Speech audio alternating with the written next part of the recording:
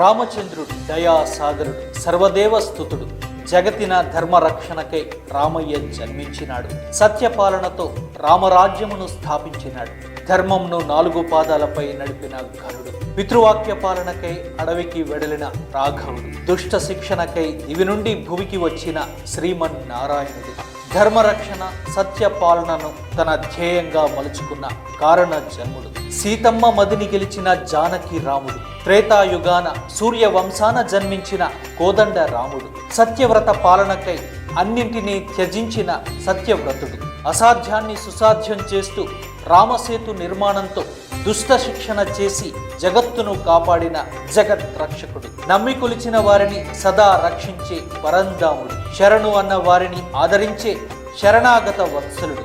ఒకే మాట ఒకే భార్య అనే బాటతో నేటి యువతకు ఆదర్శమైన ఏకపత్ని వ్రతుడు. బాధ్యతలను చిరునవ్వుతో స్వీకరించమని, కుటుంబానికి బాసటగా నిలవమని చెప్పిన పురుషోత్తముడు. ప్రజల మాటే శాసనంగా భావించి ప్రజాస్వామ్యానికి ఏనాడో అర్థం చెప్పిన జగదభిరాముడు. ప్రజారంజకమైన రామరాజ్య స్థాపనతో నేటి నేతలకు మార్గం చూపిన సకల గుణాభిరాముడు.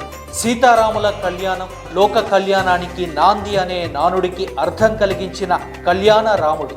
ఆత్మవిశ్వాసంతో అడుగు ముందుకు వేయమని జీవిత సత్యాన్ని బోధించిన ఆది పురుషుడు. కష్టాలను తొలగించే దివ్యౌషధం సదా రామనామ జపం. రామ రామ అని మనసున తలిచిన మోమున చిరునవ్వులు పూయించే సుందర రామ, రాజా విలోచన రామభద్రాయ శరణాగత వత్సల శ్రీరామ.